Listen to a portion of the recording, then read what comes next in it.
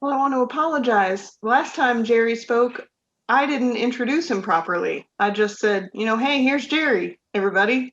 and so late last night, I realized I didn't have an introduction, and I wrote to him at about 8 o'clock, and he kindly sent me some words, so he gets a proper introduction today. Um, Today, we welcome Gerry Murphy. Gerry is a former priest of the Catholic Diocese of Oakland, California. He resigned from his ministry there in 2005. And since then, he's worked in a number of retreat centers. He said in Arizona and Florida. And we know he was the director of the Jubilee House in Abingdon here for a few years. He is a freelance writer for a number of online news media websites. And he has 2 children, as he mentioned, both in middle school. He's a published author, a language coach at Rosetta Stone, and soon he's going to be a certified spiritual life coach. He's taking that training that he mentioned to us a few weeks ago. It's 18 weeks. So. Yep, 18 weeks, starting at the end of April. Wow, that's exciting. Today he is speaking to us about the spiritual practice of forgiveness. Welcome, Gerry. Thank you, Amy. I appreciate that, and thanks for reaching out. Okay, let me minimize or exit out of the big screen and go into my cheat sheet, my notes. So I want to begin actually with an apology. The last time I spoke, I think my topic was about learning from the healing modalities of the Himalayas and one particular doctor, but I obviously was very impassioned by the topic. When Harry sent out the audio link, I looked at it and I saw 45 minutes and I was a little stunned. And I thought, well, surely that must include the questions and comments at the end. But no, I actually prattled on for 45 minutes and I felt bad about that. So I want to apologize for that. And I want to assure you that what I share this morning will be much less than that. I'm going to take my cue from Paul last week, who's the master of precision and condensing rich, thought-filled ideas into a shorter time than possibly I'm usually able to do. But anyway, let's jump in. So the spiritual practice of forgiveness. Spiritual growth individually or collectively is not possible without practicing forgiveness. However, in order to forgive, we must be out of our minds. So I'm going to try and explain what I mean by all of that as simply and concisely as I can. So for anyone, and that really includes all of us, who has experienced any form of abuse, trauma, betrayal of trust in the past, or simply whose emotional and physical boundaries were brutally violated. Or for those of us who lament what could have been but never materialized in our lives. One of the greatest obstacles, I believe, to spiritual growth is how to forgive and move on. Many of us can't, and many of us don't. Now, our human conditioning, which tends to be ego and fear-based, often leans to vengefulness and the desire to get even with the perpetrator of our pain, whether that is on a personal or national collective level. Now, the reason we tend to remain emotionally attached to and still invested in the pain of our past is because what happened to us was and remains a toxic influence in our lives. Until it finds resolution, it will sit there and it will fester. The only resolution is forgiveness. Okay, I want to just share a few short pointers of what I believe forgiveness is not, and then I'll share a few pointers on what I believe forgiveness is. So firstly, what forgiveness is not.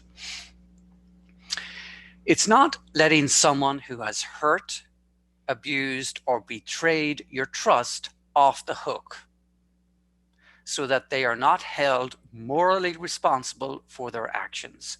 They are. Secondly, forgiveness is not condoning the less than perfect behavior of another, or indeed of yourself. It is not making excuses for, explaining away, or rationalizing another's reprehensible behavior.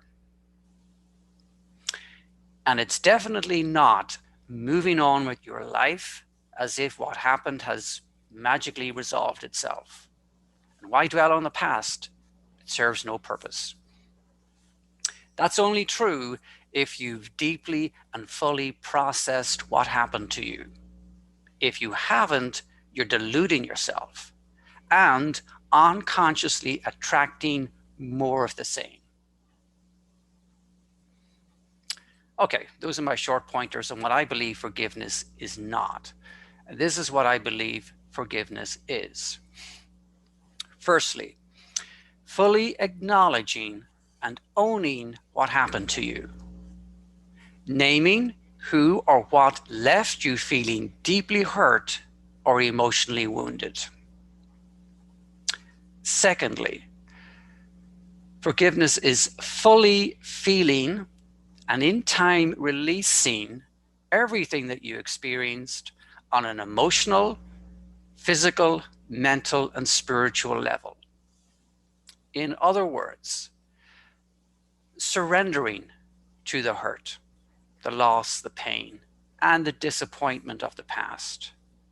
Deeply feeling and expressing this hurt, and then allowing it to move through you. I also believe forgiveness is liberating yourself from the prison of emotional bondage to the past. You choose to forget the experience, but remember the lesson or the word of wisdom your intuitive heart has spoken to you because of the experience. I believe forgiveness is separating the spiritual being's morally reprehensible behavior from the spiritual being itself.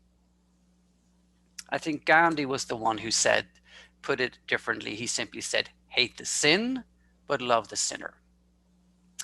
In other words, when you forgive, your focus is on yourself, not the perpetrator of your pain.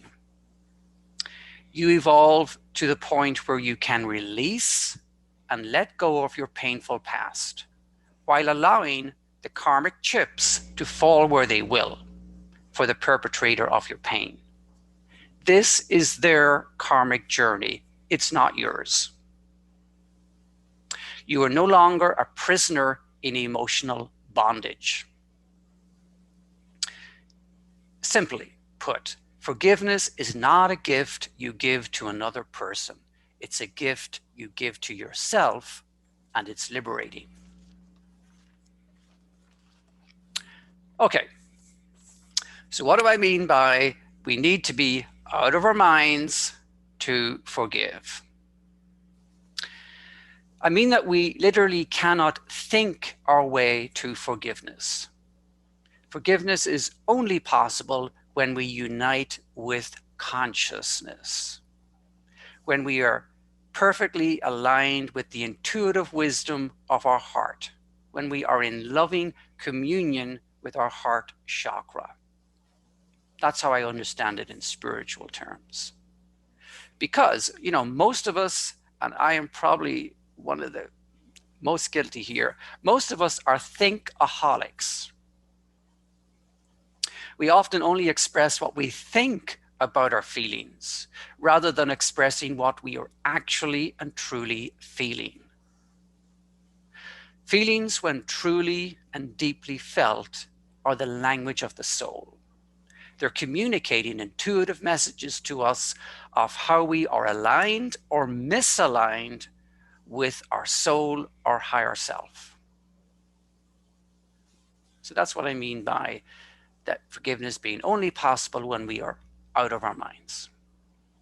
Okay, just a short note on self-forgiveness.